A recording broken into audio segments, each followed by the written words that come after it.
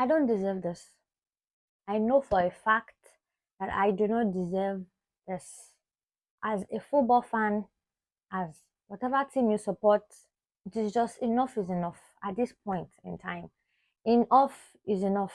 I don't even know where to start from. I'm about to probably perform a miracle because I have to like get this video done in under 3 minutes to push it out there as a YouTube short. But in case I exceed the 3 minutes time, just watch the full video on you know on my channel. Of course, I'll upload the full video. But where do I even start from? At this point, I do not know. I have no idea where to start from.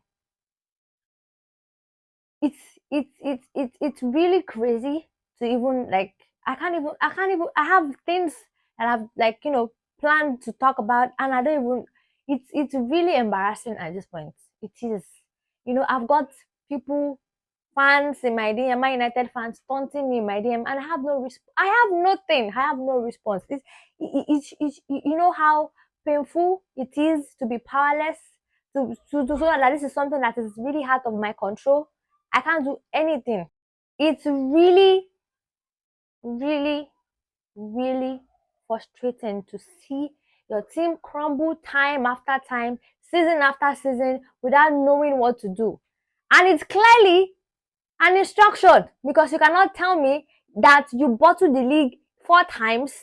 And I've always said it that if we had another manager, probably would have won the league at least once. If we had a more experienced manager, a less rigid manager, we probably would have won the league. But yeah, I am. Let's just talk about the game. This is me reacting to Wolves versus Arsenal. Wolves 2, Arsenal 2. Well, I'll just get straight into it at this point, because there's no point ranting and just complaining about things that are not going to get fixed. I am so powerless, it's out of my control. When you're finally starting to realize that this is something that is out of control, there's nothing you can do or say that's going to change anything. Arsenal scored, in the first 5 minutes, 4 minutes. I don't even want to remember the time. I can't score the goal. When I saw the lineup, honestly, I'm always like particular about the lineup. And when I saw Martinelli, I'm like, okay, why is Martinelli starting ahead of Trossard? That is not even the point. But how Martinelli personally for me survived 90 minutes after it felt like at the point that he was playing against Arsenal, like we were playing with 10 men, because the amount of time he lost possession, the amount of times he could not complete a pass, the amount of times he kept misplacing balls, doing all sorts of things, and he survived the whole 90 minutes. Says a lot about the manager. He says a lot about who this manager is at this particular point in time. He said, because you cannot tell me that you as a manager will see a player struggling to do anything all through the game, and he stayed for 90 minutes for what? He could not complete a pass. He kept giving the ball away. I was screaming, why is Martinelli staying in this match? Let's just talk about, just drop that. Arsenal just did the unthinkable. And I've been seeing this pattern for a while. Ever since the Manchester United game. They did that against Manchester United. They did that against Nottingham Forest. They did it against Brentford. Of course, you can say, "Oh, Brentford is a London derby. You're supposed to, it's not. It's really impossible. It's really difficult to go to Brentford. Yeah, blah blah blah blah. Stop being a pessimist. You complain too much. Well, we're back. We're back to doing what we do best. I don't see a player stepping up. Time and time again, I've said it that I don't see any player stepping up for Arsenal. All they do is just shy away from the pressure. None of them can handle it. You see Saka celebrating, oh, I just signed the contract. Sign it! Good! But what have you been doing? I've been saying it. Our attack this season has been shitty all season. All of them. All of them.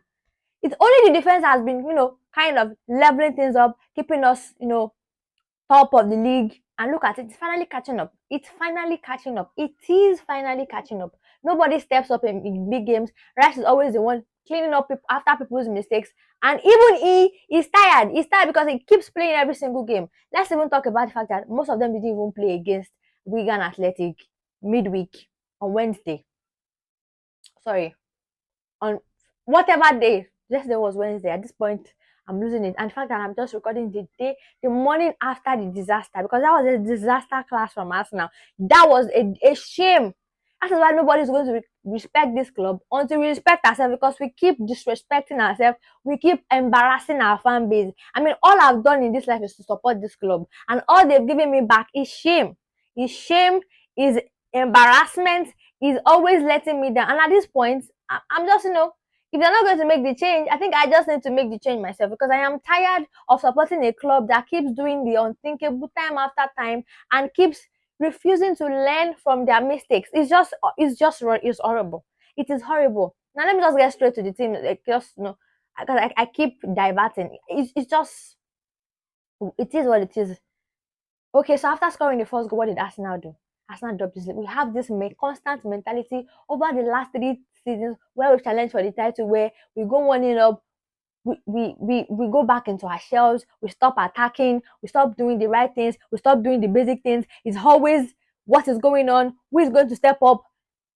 And you should know by now, after falling short 3 times in a row, that you are not supposed to rely on just a goal or 2 goals. 2 goals in the Premier League is not enough to win you a game. You should know that by now. So why do we not kill off games? Why? Please tell me why. Because at this point, it has to be an instruction from the manager. Okay, that all you have to do is just sit back, and make sure we can let the defense handle the pressure as always. And they do, but sometimes it does not work out. Sometimes it just doesn't go as planned, and that was exactly what happened yesterday. Wolves offered nothing going forward. They offered nothing, and instead of them to pry on that, we kept moving the ball slowly, taking 3, 4, 5 passes before we eventually pass the ball. Sorry.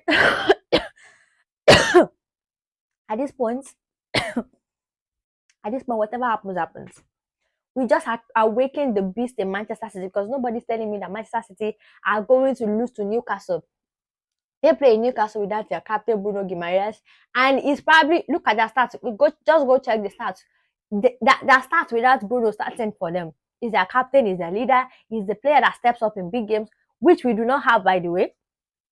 At the point it was Declan Rice, at the point it was Gabriel, but at this point they're all tired because none of the attackers are actually stepping up.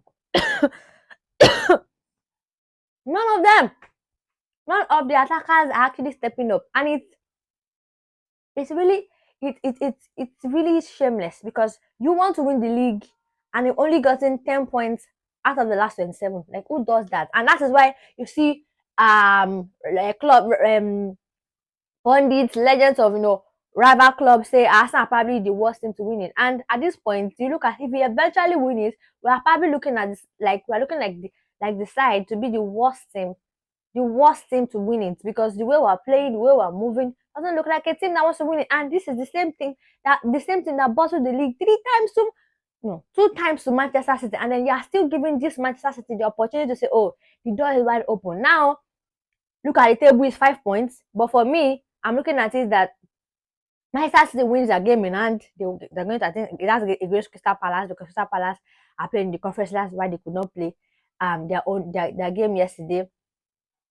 They beat Crystal Palace because Crystal Palace team is depleted. They have injuries. They've sold Eze, they've sold Gay. Those are the two most important players in their team, aside Mateta as well. So for me, at this point, whatever happens, and I believe that we deserve everything that happens to us. And as an Arsenal fan, we don't deserve it, but as a football club, with the mentality that those players are showing, with the way they are moving, the way they keep doing, nobody steps up. Nobody. And Raya and Gabriel, they did the same thing against Sunderland. They did this exact thing against Sunderland. They did it. And I remember, I think it was Sadiki or something, the last minute, it was pure miscommunication. Just shout.